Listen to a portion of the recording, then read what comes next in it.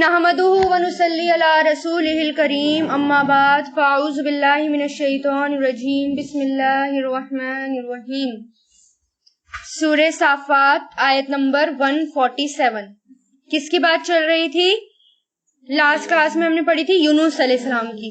यूनुस अलैहिस्सलाम को मछली के पेट से बाहर निकाला और वो कहाँ? एक दरख्त के पास, और क्या था? कद्दू की बेल, स्किन डिसीज के लिए। फिर क्या हुआ? अल्लाह ताला ने उनको सही कर दिया, दुरुस्त कर दिया। फिर वारसलनाहु, और भेजा हमने उसे, इला तरफ मिअती अल्फिन, मतलब 1000 के तरफ, 1000 की तरफ, यानी 1,00,000 लोगों की तरफ, यानी जो वो लोग थे, कितने थी आबादी? 1,00,000 के करीब, 1000, ठीक है, 1000 की तरफ। औ या यजीदूना, वो उससे ज्यादा होंगे, यजीदूना या ज्यादा होंगे, या तो मिनिमम 1,00,000 थे या उससे ज्यादा थे। तो किसको भेजा? 100,000, सॉरी 100,000। अल्फ किसको कहते हैं? 1000। और मिअता 100, तो कितने हो गए? 100,000 कितने हो गए? 1,00,000। तो 100,000 की तरफ, यानी 1,00,000 की तरफ, ठीक है। तो हमने भेजा उन्हें 100,000 की तरफ, या यजीदूना, वो ज्यादा होंगे।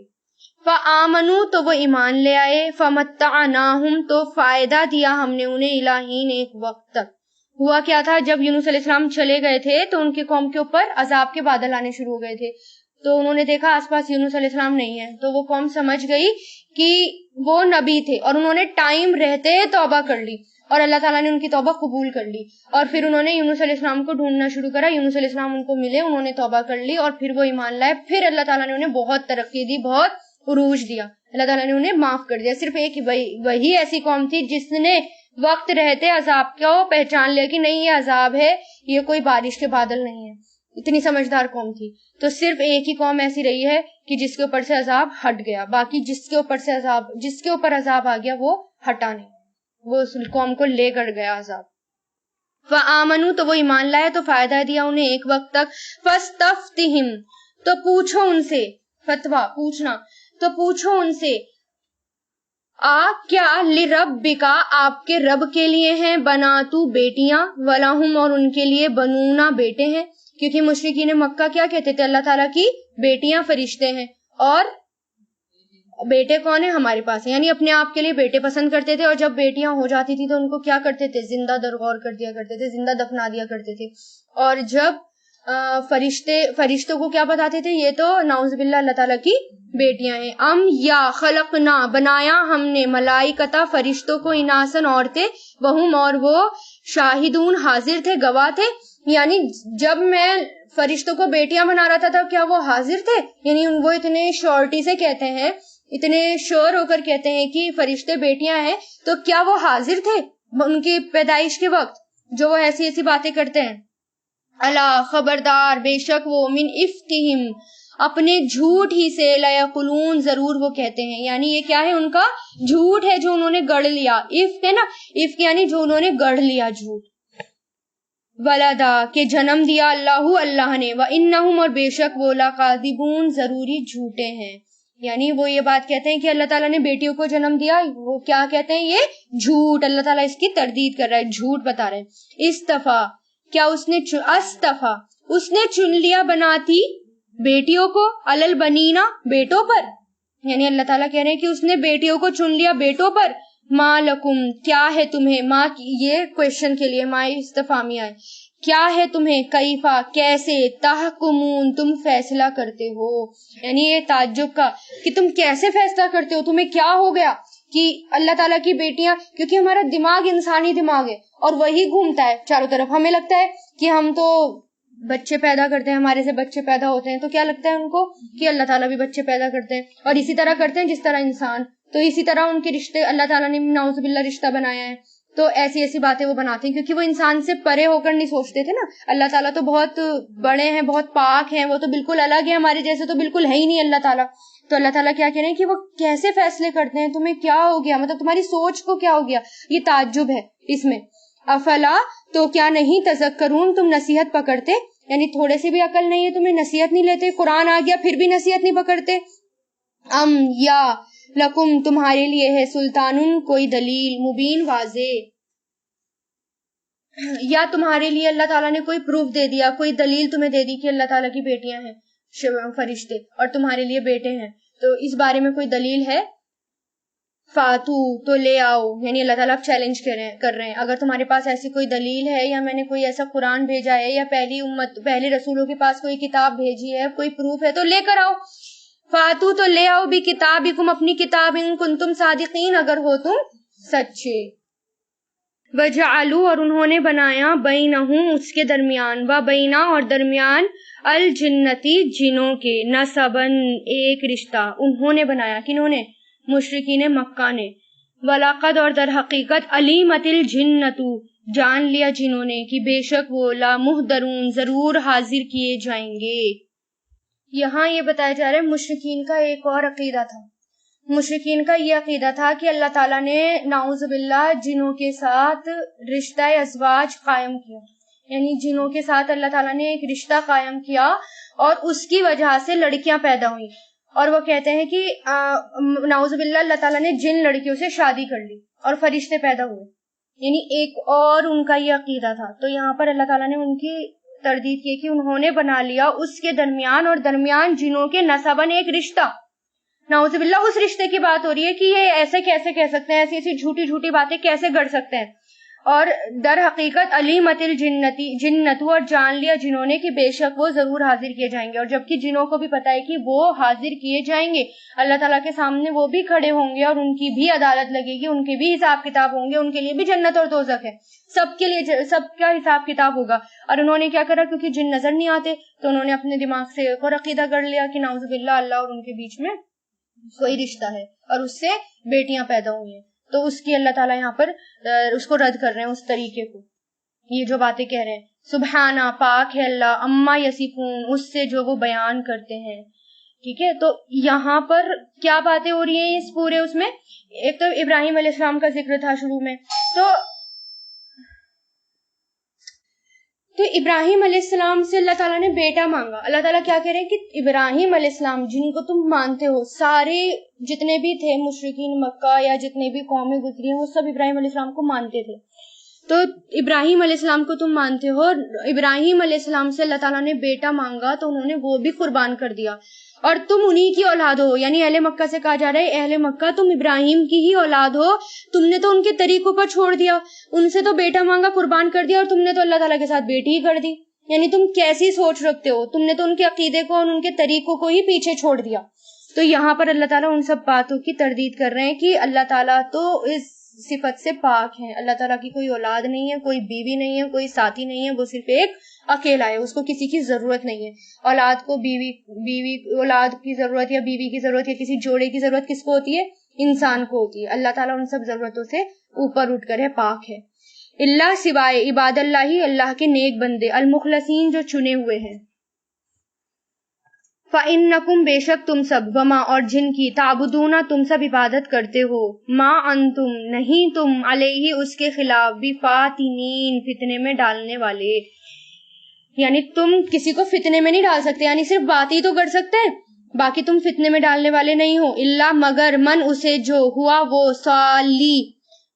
سوالی, داخل ہونے والا ہے, فائل, داخل ہونے والا ہے, الجحیم, جہنم میں. یعنی اللہ تعالیٰ کے چنے ہوئے بندوں کے علاوہ باقی سب کس میں داخل ہو جائیں گے؟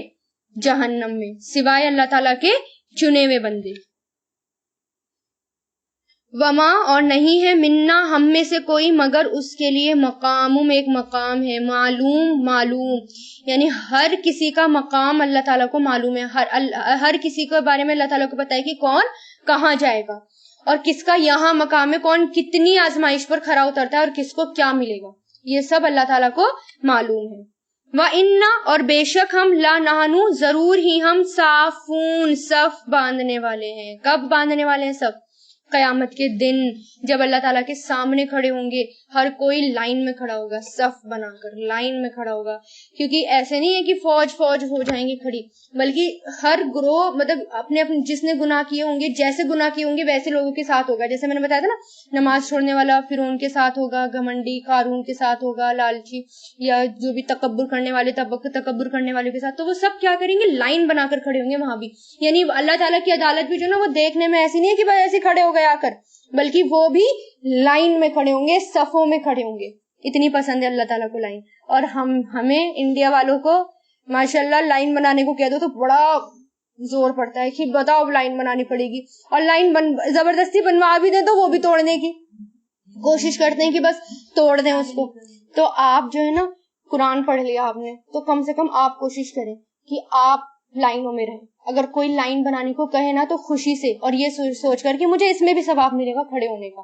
اگر آپ کہیں بینک کے لیے جاتے ہیں، کہیں بھی لائن میں کھڑے ہوتے ہیں، یہ سوچ کر کھڑے ہوں کہ یہ اللہ تعالیٰ کا حکم ہے، میں لائن میں کھڑی ہوں، تو دیکھیے آپ وہ کھڑے کھڑے بھی آپ کو عبادت کا ثواب، اتنا ثواب اللہ، کیونکہ اللہ کو پسند ہے نا لائن بنانا. اور لائن توڑیں گے تو اس میں بھی ایک گناہ لے کر آ رہے ہیں آپ ساتھ میں. تو لائن کا زیادہ اہتمام کریے گا، بیٹھنے میں، اپنی مجلس میں، جہاں بھی جائیں، نسرین آنٹی کے یہاں جاتے ہیں آپ، جہاں بھی جائیں آپ لائن کا اہتمام کریں تاکہ دیکھنے میں لگے ہاں یہ مسلمان ہیں. اور دیکھو کتنے ایٹیکیٹس ہیں ان کے اندر، کتنے خوبصورت لگتی ہے دیکھنے میں بھی مجلس. یعنی یہاں پر بھی اللہ تعالیٰ کہہ رہے ہیں ہم ضرور ہی صافون صف باندھنے والے ہیں. یعنی اس وقت تو لائن بنانی ہی پڑے گی، کوئی نہیں ہے جو لائن توڑ سکے. وَإِنَّا اور بے شک ہم لَنَحْنُ ضرور ہی ہم مُسَبِّحُونَ تسبیح کرنے والے ہیں. بے شک کانو تھے وہ لا یقولون ضرور ہی کہتے. یعنی حضور پاک صلی اللہ علیہ وسلم سے سوال کیا گیا کہ کون سا کلام افضل ہے.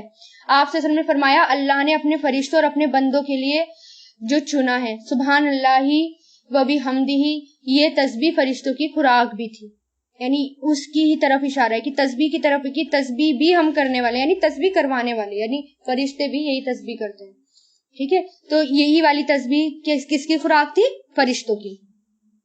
اور یہاں پھر فرشتوں کے بھی محدود کام بتائے گئے ہیں کہ فرشتے بھی لائن بنوائیں گے لوگوں سے. اور آپ دیکھیں فرشتے بھی مستقل لائن بنائے ہوئے رہتے ہیں، مستقل فرشتوں کی لائن بنی رہتی ہے. اور سوچیں نا کتنا خوبصورت لگتا ہوگا وہ ایک لائن پہ بس ایسے ایسے اللہ تعالیٰ کے ارد گرد صرف لائن ہی لائن جا رہی ہے، ایسے نہیں کہ جھنڈ ہے. تو کتنا خوبصورت لگتا ہے وہ، ہے نا. ابھی جیسے سرکل ہے بنا کر دیکھے گا، سرکل اور لائن ہے اس کے چاروں طرف سیدھی سیدھی سیدھی سیدھی، تو وہ اچھا لگتا ہے ایسے ہی.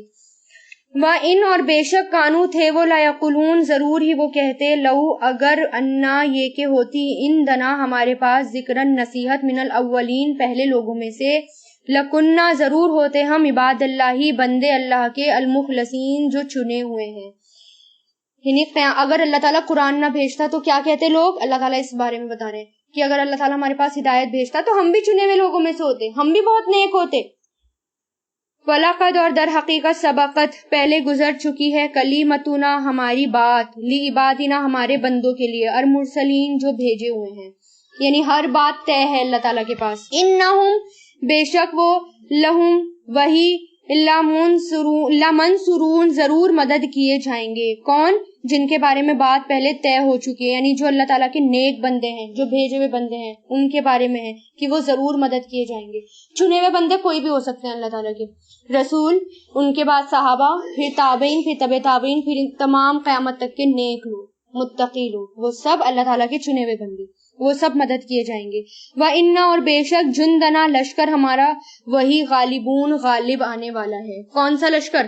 اللہ تعالیٰ کا لشکر، اللہ کی فوجیں، یعنی نبی اور ان کا ساتھ دینے والے لوگ اور فرشتے اور تمام قیامت تک کے لوگ. وہ کون ہے؟ اللہ تعالیٰ کا لشکر، اللہ تعالیٰ کی فوجیں، وہ ضرور غالب آنے والی ہیں. تو اس لیے میں نے کہا اگر آپ کو جیتنا ہے دنیا میں بھی، اگر آپ کو غالب آنا ہے تو آپ کیا بن جائیے؟ اللہ تعالیٰ کی فوج بن جائیے، اللہ تعالیٰ کا لشکر بن جائیے، آپ جیتیں گے، آپ کی مدد کی جائے گی. فتولا تو منہ پھیر لیجئے فا مطلب تو تولا پھیر لیا، انہم ان سے، حتی ہین ایک وقت تک، یعنی حضور پاک صلی اللہ علیہ وسلم کی بات ہو رہی ہے کیونکہ وہ نبی کی بات نہیں مان رہے تھے. ٹھیک ہے، کسی بھی طرح مان رہے تھے، نبی کی بات نہیں مان رہے تھے، تو ان کو اگنور کرنے کی بات ہو رہی ہے کہ ان کو اگنور کریں. وَأَبْصِرْهُمْ اور دیکھتے رہیے انہیں، فسوفا تو جلد ہی، یبصرون وہ بھی دیکھ لیں گے، یعنی اللہ تعالیٰ کا عذاب کن پر آتا ہے وہ بھی جلدی دیکھ لیں گے۔ افبی عذابنا تو کیا ہمارے عذاب کو، یستعجلون وہ جلدی مانگتے ہیں، یعنی جب نبی ان سے بات کرتے تھے تو وہ کیا کہتے تھے؟ ٹھیک ہے عذاب لا کر دکھاؤ۔ ابھی لاسٹ سیرت میں نے آپ کو پڑھایا تھا کیا کہتے تھے کہ اچھا ٹھیک ہے آپ ہمیں عذاب سے ڈراتے ہو تو ٹھیک ہے لا کر دکھاؤ عذاب۔ تو اللہ تعالیٰ کیا کہہ رہے، کیا وہ ہمارے عذاب کی جلدی مانگتے ہیں، عذاب آنے کی جلدی کرتے ہیں؟ فَإِذَا پھر جب نزلہ وہ اترے گا، بِسَاحَتِهِمْ ان کے صحن میں، ساحتہم ساحا سے بنائے، سین واو ہا اس کا روٹ ہے، یعنی صحن، گھر کا صحن جو ہوتا ہے۔ پھر جب وہ نازل ہوگا ان کے صحن میں تو کتنی بری ہوگی، صباحو صبح، المنذرین ڈرائے جانے والوں کی، یعنی جب عذاب آتا ہے نا تو وہ ان کے صحنوں تک گھس جاتا ہے، عذاب چاہے کیسے بھی آ جائے۔ اگر اللہ تعالیٰ کو اپنے لوگوں کی، اپنی فوجوں کی مدد کرنی ہوتی ہے تو ان کے ذریعے عذاب کس تک پہنچتا ہے؟ مشرک قوم کے صحن میں۔ اور اگر مسلمان اپنا کام چھوڑ دیں، اللہ تعالیٰ کا کام کرنا چھوڑ دیں تو یہ عذاب کس پر آ جاتا ہے؟ مسلمانوں کے صحن میں۔ روایتوں میں آتا ہے آپ صلی اللہ علیہ وسلم جب خیبر پر حملہ کرنے کے لیے تشریف لے گئے تو آپ صلی اللہ علیہ وسلم نے اللہ اکبر کہہ کر فرمایا، خریبتت خیبر، خریبتت خیبر، خیبر ہوا برباد، خیبر برباد ہوا۔ جب ہم کسی کے صحن میں اترتے ہیں تو وہ صبح ان کی بہت بری ہوتی ہے، یہ بخاری کی روایت، کیونکہ پھر کچھ نہیں بچتا نا، غلام بنا دیا جاتا ہے۔ ہر قوم کے ساتھ یہی ہوتا ہے، جو قوم اللہ کے آگے جھک جائے اس کو عزت ملتی ہے، اور جو تکبر پر اڑ جائے وہ کوئی بھی ہو اس کے ساتھ اس کا انجام اچھا نہیں ہوتا، کیونکہ ہمارے اندر بھی تکبر آ گیا، ہم نے دنیا کو ترجیح دینی شروع کر دی، اللہ تعالیٰ کو بھول گئے، اللہ کی کتاب کو بھول گئے، اس لیے عذاب کس کے صحنوں میں آ رہا ہے؟ ہمارے صحنوں میں آ رہا ہے۔ اور اگر ہم اللہ تعالیٰ کو تھامے رکھتے، اللہ تعالیٰ کی کتاب کو تھامے رکھتے، اس دعوت کے کام کو مضبوطی سے پکڑ لیتے تو پھر یہ عذاب ہمارے صحن میں نہیں آتا۔ اور پھر یہود بھی آپ صلی اللہ علیہ وسلم کو دیکھ کر گھبرا گئے تھے، جب خیبر میں جب گئے تھے، خیبر فتح ہوئی تھی تو یہودی بھی دیکھ کر آپ صلی اللہ علیہ وسلم کو گھبرا گئے تھے۔ تولا اور منہ پھیر لیجئے ان سے، حتی ہین ایک وقت تک، یہاں پر بھی یہ امر ہے، وتولا اور منہ پھیر لیجئے انہم ان سے، حتی ہین ایک وقت تک، کون سے وقت تک؟ جب ان پہ عذاب آئے گا یا قیامت آئے گی اس وقت تک۔ وابصر اور دیکھتے رہو، یہ بھی امر ہے، یہ بھی کون سے؟ باب فعل پر، اور دیکھتے رہو، فسوفا تو جلد ہی، یبصرون وہ بھی دیکھیں گے، یعنی آپ بھی ان کو دیکھو اور جلد ہی وہ دیکھیں گے کہ کس پر عذاب آتا ہے۔ ٹھیک ہے، اب یہ کلمات شروع ہو رہے ہیں آیت نمبر 180 سے، سبحان ربی کا رب العزتی۔ ٹھیک ہے، تو حضور پاک صلی اللہ علیہ وسلم نے فرمایا تم جب مجھ پر سلام بھیجو تو اور نبیوں پر بھی سلام بھیجا کرو، کیونکہ میں بھی اور نبیوں میں سے ایک نبی ہوں، یعنی اللہ تعالیٰ کا حکم، یہ نبی کا حکم ہے، اللہ تعالیٰ کا حکم ہے کہ نبی کو بھی سلام بھیجنا ہے اور تمام نبیوں کو بھی سلام بھیجنا ہے۔ اس لیے آخری کی 3 آیتیں بہت فضیلت والی ہیں۔ جب مجلس کا اختتام ہوتا ہے، جب مجلس ختم ہوتی ہے تو یہ بھی پڑھی جاتی ہے اس کے اندر، ٹھیک ہے۔ اور اس سے کیا ہوتا ہے، ابن ابی حاتم میں ہے کہ جو شخص یہ چاہے کہ بھرپور پیمانے میں اس کو اجر دیا جائے، یعنی بھرپور پیمانہ مطلب پیمانہ بھر بھر کے اس کو اجر دیا جائے، تو وہ مجلس سے اٹھتے ہوئے یہ 3 آیتیں پڑھ لیا کرے، ٹھیک ہے۔ طبرانی کی روایت ہے جو شخص ہر فرض نماز کے بعد 3 مرتبہ ان آیتوں کی تلاوت کرے گا تو اس کو بھرپور اجر پورے پیمانے سے ناپ تول کر دیا جائے گا۔ تو یہ آیتیں 2 مرتبہ بھی پڑھی جا سکتی ہیں، یہ آیت 1 مرتبہ بھی پڑھی جا سکتی ہے، اور نماز کے بعد 3 مرتبہ بھی ان آیتوں کو پڑھ سکتے ہیں۔